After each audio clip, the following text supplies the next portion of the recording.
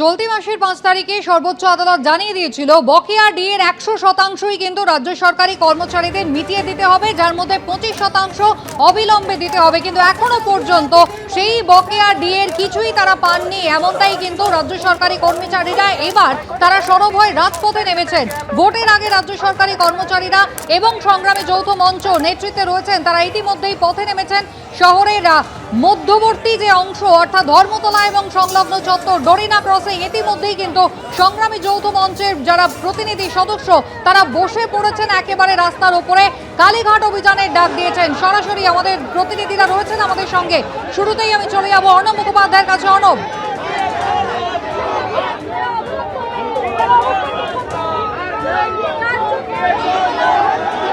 কোথায় আছো অর্ণব? এখন এই মুহূর্তে কি পরিস্থিতি আমাদের একবার দেখাও। দেখো, এই মুহূর্তে ডিসি সেন্ট্রাল তিনি চলে এসেছেন আন্দোলনকারীদের সঙ্গে কথা বলতে। যারা এখানে বসে পড়েছিলেন তাদের সঙ্গে কথা বলতে তিনি এসছেন। আমরা দেখতে পাচ্ছি ফের আরেকবার আলোচনা শুরু হতে যাচ্ছে। ভাস্কর ঘোষ এখানে রয়েছেন, ডিসি সেন্ট্রাল এসছেন, তাদের সঙ্গে কি কথা হচ্ছে সেটা আমরা শোনার চেষ্টা করব। এই মুহূর্তে ডিসি সেন্ট্রালের সঙ্গে কি আলোচনা।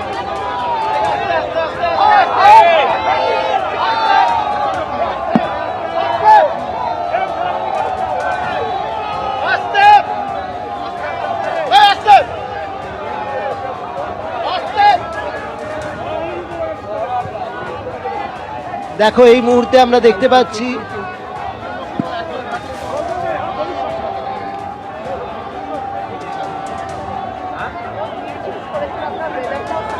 আন্দোলনকারীদের সঙ্গে পুলিশ এই মুহূর্তে আলোচনায়।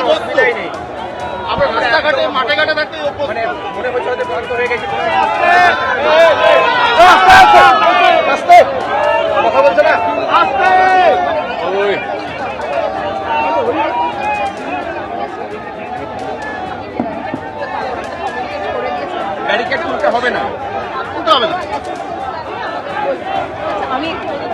ব্যারিকেড তুলতে হবে না।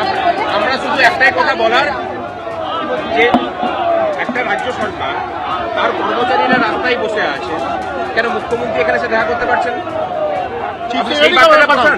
চিফ সেক্রেটারি আসুক, মুখ্যমন্ত্রী চিফ সেক্রেটারি আসুক, কথা বলুন। আমরা তো কথা বলতে চাইছি, কথা বলে সমস্যার সমাধান হোক। এমনটা তো নয় যে আমাদের সাথে আরে যে নির্দেশগুলো দিচ্ছেন সেই নির্দেশগুলো পালন তো আমাদের মাধ্যমেই করতে হয়।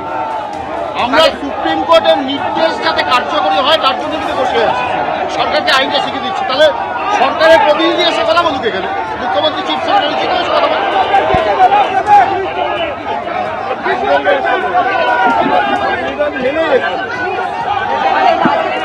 না না, ঠিক আছে, আপনারা কমিটি করতে হবে।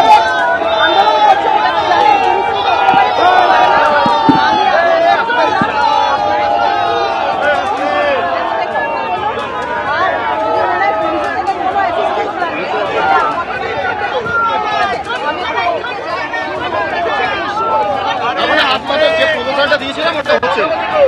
আচ্ছা, ঠিক আছে, ঠিক আছে, আমরা আমাদের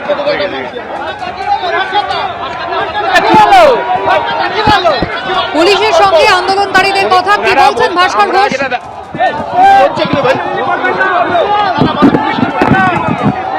আমরা দাবি করেছি যে ওই ব্যারিকেড খুলতে হবে এবং পরবর্তী ক্ষেত্রে যতগুলো ব্যারিকেড আছে সমস্ত ব্যারিকেডগুলোকে না খুললে পরে অবস্থান এখানে চলবে। এবং আমরা এটাও বলেছি যে আমরা সরকারি কর্মচারী, আমরা বাইরের কোনো লোক নই। প্রতিদিন তাদের নির্দেশগুলোকে মানুষের কাছ পর্যন্ত পৌঁছে দেওয়ার কাজটা আমরা করি। সুতরাং আমাদের দাবি দাওয়া নিয়ে মুখ্যমন্ত্রীকে এবং চিফ সেক্রেটারিকে কথা বলতে এখানে আসতে হবে। ব্যারিকেড তারা বলেছেন যে খুলতে পারবো না, ব্যারিকেড আমাদের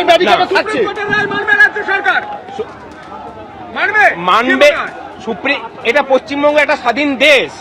সুপ্রিম কোর্টটা বাকি ভারতবর্ষের বাকি অংশের সর্বোচ্চ আদালত, এটা এখানকার আদালত নয়। এটা এখানকার আদালতের নাম হচ্ছে মমতা ব্যানার্জি এবং সেই আদালতটা চলে কালীঘাট এবং নবান্ন থেকে। সুতরাং এখানে সুপ্রিম কোর্টের রায়কে মান্যতা দেবে কেন? আমরা এই রাজ্যের গণতন্ত্রপ্রেমী মানুষ, সুপ্রিম কোর্টের রায়কে মান্যতা দেওয়ার জন্য এবং সুপ্রিম কোর্টকে এখানে মান্যতা যাতে দেওয়া হয় তার জন্য পথে নেমেছি। আমাদেরও ব্যারিকেড চলবে, অবস্থান চলবে, এখানে পুলিশের ব্যারিকেড চলবে, আমাদেরও ব্যারিকেড চলবে, একদম অবরোধ যেভাবে আমরা আছি এখানে অবস্থান চলবে। চিফ সেক্রেটারি অথবা মুখ্যমন্ত্রী এসে পরে দেখা করুন। কথা বলুন, একদম কথা বলে যান, কথা বললে দাবি কথা মিটলে তবেই বলার আন্দোলন মাধ্যমেই সমস্যার সমাধান হবে। হয়। তারা রিকোয়েস্ট করছেন, তারা রিকোয়েস্ট করেছেন। না, ছাড়ার আমরা প্রশ্ন নেই। রাস্তা এখানেই থাকবো।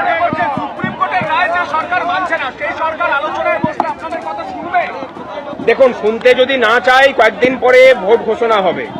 এইটুকু কথা আজকের এই সমাবেশ থেকে এবং এই কর্মচারী ঐক্যের পক্ষ থেকে বলে দিয়ে যায় যে এই কর্মচারীরা বাড়িতে বাড়িতে গিয়ে এই সরকারের সমস্ত অপদার্থতা, ললেস সিচুয়েশন এবং কাটমানির যে সিন্ডিকেট, সেইগুলোকে মানুষের সামনে দায়িত্ব নিয়ে মানুষের সামনে তুলে ধরবে। আর প্রশাসন- তারপরে যা কাজ মানুষ বুঝে নেবে। আর প্রশাসন যদি এটা না শুনতে চায় তাহলে কর্মচারীরা জানে এর পরের পদক্ষেপ কি হতে পারে, প্রশাসনকে কর্মচারীরা কি করতে পারে।